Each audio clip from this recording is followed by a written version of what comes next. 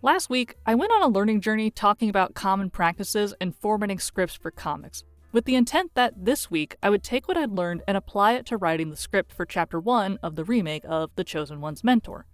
I sat down, started writing, then quickly discovered that there was an entire topic I could fill a newsletter with sitting on page 1 of the comic, as evidence when I paused in the middle of my writing fervor and realized I was 3 pages deep into my newsletter already and I was still talking about page 1.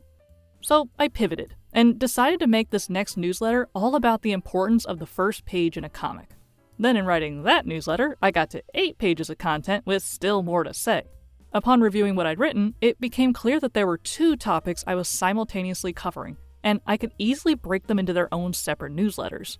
Now I'm sitting here hoping 3rd time's the charm on getting this newsletter written, with a backlog of topics to write about for the next 3 weeks. Going down rabbit holes is fun. This week, I'm revealing a secret to writing for comics, graphic novels, and manga that, at the very least, will corrupt your ability to read them ever again without noticing this trick being employed. Sorry if I'm about to ruin the magic of reading a little. You know what you signed up for. When you open any comic book, graphic novel, or manga, you're generally presented with a wide variety of panels with various types of images in each panel, all working together to tell one big, seamless story. Some panels are big and bold. They draw your eye and wow you with their spectacle of action, big emotions, or major reveals. Some panels are small and quick. They represent a single moment or action leading up to a bigger moment in the story. Most are average-sized. Your typical comic page will have between 2 and 8 panels. 5 and 6 were pretty common panel counts I encountered while flipping through my collection. This means, on average, a standard panel is roughly 1/5 or 1/6 the area of the page. If I were to ask you what the most important panel on each page was, you'd likely point to the largest panels, or the panel with the biggest actions, or the biggest emotional moments. And you wouldn't be wrong. These big moments are what sell the scenes and drive the narrative. However, there's one particular panel on every page that's the true workhorse driving people to read your story. The unsung hero, as it were, of your tale. A panel that is probably rarely on the list as the obvious most important panel, yet without it, people may stop reading your story altogether. That mystical, magical panel is the last panel. Comics are built on the basic principle that they want you to keep turning the page until the story is finished. A big reveal right after a page turn is exciting. Our brains like a good payoff for doing something, even if it's something as simple as putting in the effort to turn a page. But you can't have payoff without a setup, and that's where the final panel comes into play. Why is that big reveal on the next page satisfying? Why are we happy to keep turning the page even when a scene is just 2 characters having a conversation? How does a writer make sure that each time the reader gets to the bottom of the page, they want to turn the page to read the next one, and the one after that, and the one after that? Well, if you take a few minutes to flip through a comic or manga you like and only look at the final panel before you need to turn the page, you'll likely spot a number of different tactics at play. Let's look at some options. Method number 1. Unfinished dialogue. When you're reading something that suddenly trails off, you're likely to be enticed to flip the page to read the end of the sentence. I know, the visual doesn't really work in audio format, but pretend you flipped a page for me. This is undoubtedly one of the most ham-fisted ways to encourage a page turn. Oh, you want to see the rest of what someone was saying? Gotta turn the page to find out. Of course, this can be used to great dramatic effect. Like when a character begins a reveal on the final panel of one page and then says the big plot-altering thing on the next. There's something I need to tell you. I'm Batman. I think we need to see other people. The murderer is that cat. It's not cheap by any means, just overt. And readers are suckers for it because they crave completion. Speaking of, method number 2 is seeking completion. Man, that method really does not work in scrolling text, and anyone watching this on YouTube is totally going to miss the visual joke. Bummer. Though similar in nature, seeking completion is a little subtler than unfinished dialogue, because it can happen so seamlessly you don't even realize it's why you wanted to turn the page. A series of actions takes place on one page, but the culmination or final action isn't shown until the next page, encouraging the reader to turn the page to see the end of the series. A character reacts to a knock at the door. They set down their coffee as they go to answer it. They reach for the door handle, but the actual opening of the door takes place on the next page. A car is driving down the highway when it loses control and crashes through a guardrail. It soars through the air on the final panel. You need to flip the page to see the crash. A character is riding on horseback along a trail. They notice a meadow of pretty flowers a short distance away from the trail. They approach, but you need to flip the page before they arrive at the meadow. These actions can vary from exciting like a car crash to seemingly mundane like opening a door, but they activate the part of the reader's brain that craves resolution, so they flip the page. Method number 3, mystery. When the final panel leaves the reader wondering, who or what is that, or what's happening, or even, uh-oh, that can't be good, they're likely to be enticed to flip the page seeking answers. A character notices something, but you won't know what they spotted until you turn the page. A sudden sound effect like a crash or a thud when you and the character you're following weren't expecting it is heard. You need to flip the page to find out what caused the noise. The mystery can even be something as simple as a character asks someone a question that is answered on the next page. So long as a question is posed, what is that? What was that? What will they say? Then the chance the reader will turn the page to find out the answer is increased. Method number 4, arrival of something or someone new. You're going to see this one everywhere now that it's been pointed out.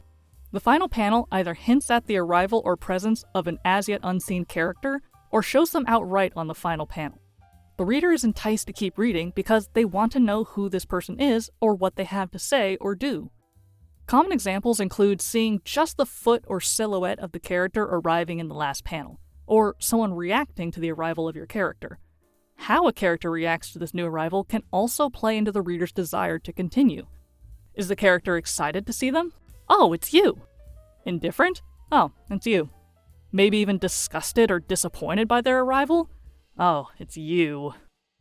In cases where the character is properly seen in the final panel, they are likely accompanied by dialogue that starts a conversation that continues on the next page, once again enticing the reader to turn the page to get the rest of the conversation. Method number 5, prelude to action. The most dramatic way to get a reader to turn the page is to promise action on the next page. This is especially true of stories that have action or combat as a common element in the story. Examples of ways to promise action include final panels like a character's hand grasping a hidden knife, a gun being cocked, or even something as simple as a fist being clenched. The writer may also choose to show a character's expression turning to one of rage, on the brink of being unleashed, or maybe not unleashed. The reader may be teased with the potential for action only for the moment to be quickly diffused on the next page before things can escalate. But so long as the reader was anticipating action, they may want to turn the page to see what happens next. If the focal character of the scene is instead someone reacting to the start of an action sequence, the final page may have them quickly turning as they realize a threat is coming. Perhaps the final panel shows someone is rushing up to attack them from behind, but they have yet to land the blow as the focused character realizes the presence of the threat. Or maybe they don't realize it yet. Extra tension. Maybe the focal character's final panel shows them rushing for cover before gunfire starts or an explosion goes off on the next page. The possibilities are limitless when it comes to action sequences. Method number 6, ominous foreshadowing. This one is similar to the mystery method, except instead of having the question answered on the next page, the reader is left with the sense that something is coming that will be addressed later. This is more of a method to keep the readers engaged for the long haul. It sets up a longer build-up to a payoff that comes later on down the line. It's not uncommon to see a foreshadowing panel as the last panel at the very end of a chapter to keep the reader hooked. It works as an effective page ender, because even if you know the next page won't address the ominous thing you just saw, you flip the page anyway to see what's happening in the meantime. But what makes a panel ominous?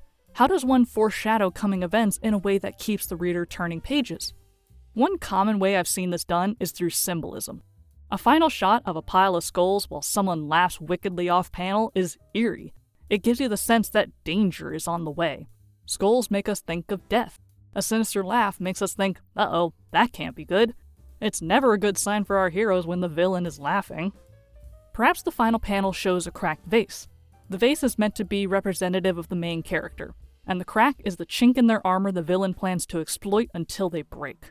Or perhaps we skip the symbolism and get straight to someone is watching from afar, but the audience doesn't know who and they won't know until much later. but that image of the main character being watched by someone or something without their knowledge gives us a foreboding chill. Something is coming. Something is about to happen. Lines are about to be crossed. A tragedy is about to test a character's fortitude. Very soon, nothing will ever be the same again. This can be especially effective during flashback scenes. The audience already knows what bad things await the character being followed, and the ominous imagery is meant to hit you in the face with, yeah, you know shit's about to hit the fan, and you're here for it, you little sadist. Method number 7, transitions. Finally, there are transitions. A transition is a visual shift from one time or place to another. Perhaps the location is changing. Perhaps it's now later in the evening at the same location. Perhaps we're returning to a scene after exiting a flashback. A lot of times in comics, the writer will force a transition by using a page flip.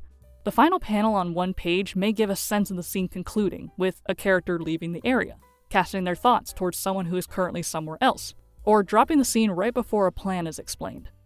Then the next page cuts to another time, another location, another character to focus on. The action of flipping the page breaks the moment for the reader and allows them to transition into a new scene. Of course, the writer can also choose to do none of these things and smash cut into a new scene on the next page when the reader thought a scene wasn't over. That jarring effect leaves the reader wondering, but wait, what about what was just happening? And may entice them to stick around to get answers. Just be careful if you do this. There's a fine line between an intentional cut to add mystery and, well, that was an awkward place to end the scene. The reader may also choose to have the final panel be the transition. Rather than using a page flip, the final panel shoots the reader to another time or place. Often the transition may be juxtaposed with the panel right before it, either mirroring something between the two scenes or acting as a bridge to get the audience to understand why the transition is happening. Sometimes a transition is as simple as the final panel being a small establishing shot of another location. Once the page flip is done, the audience understands already that they have moved to a new place. In seeing the transition on the final panel, they may be enticed to keep reading to see why the focus of the story has shifted somewhere else, provided that the scene preceding it didn't already make that reason obvious. Like, let's go to the arcade, or you better go apologize to him right now. These are just a few examples of the many ways a reader can be enticed to turn the page, and there are certainly other types I haven't covered. Writing is an art, not a science. For as much time as I spend breaking down methods of how to keep readers turning the page, at the end of the day, you're likely going to find other clever ways to keep the story moving and keep the reader engaged that I haven't talked about or even considered. That's the fun of being a storyteller. Even if you're not trying to write your own comics, the next time you pick up a graphic novel, pause on the panel before a page turn and ask yourself, is this panel doing something to make me want to turn the page? You may be surprised by how many times the answer is yes. All this studying of final panel types and the intentional ways in which a writer tries to hook the audience in has me thinking a lot about my current writing. If I go back and review my previous work, will I find examples of times where I employed these methods? Maybe, but honestly, probably not as often as I should have. To be fair, no one but me was ever seeing the physical comic format of TCOM. I wrote on the good fortune that scrolling webcomics don't need to concern themselves with this as heavily. Though that's no excuse not to write a story that perpetually leaves you wanting the next panel. For as much as writing is an art, there is some science behind how people stay engaged, and it would be a detriment to my work not to use that. Next week, I'm going to cover the secrets to writing a captivating first page of a comic. But before that, I'll probably be scrutinizing my own work before I feel like I can confidently show it off to others. I've got some homework to do. But first, I have some painting to do. After spending 2 weeks working with only flat brushes and feeling pretty decent about my progress, it was time to move on to a new brush type. For the next 2 weeks, I'm testing out round brushes. Now, when I say round brushes, anyone who knows anything about brushes knows which ones I'm talking about. But for those of you reading who are picturing all sorts of different options when I say round brushes, this is what they are. Round brushes are the brushes you see that are round at the base but taper to a pointed tip. They very much give the vibe of if a marker was turned into a brush. They have a conical shape, and depending on the width of that cone, you get different size strokes. I've used round brushes to lackluster effect in my past paintings, but now that I've been working on understanding the use of each brush type better, I'm hoping to correct that. Of course, I did start the painting with a flat brush to get the base color down because I'm not a masochist, but after that, everything I added was purely done with varying sizes of round brushes. I got this image in my head of doing something very green and full of foliage, something I should be able to accomplish with all these thin brushes. It turned out fine. I liked it a little more after I spent some time away from it. I definitely descended into a mess about halfway through that muddied everything.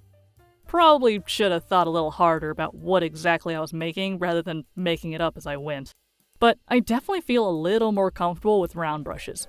So next week, I'll plan for something more refined to test my skills. And that's all for this week, gang. Thanks for listening.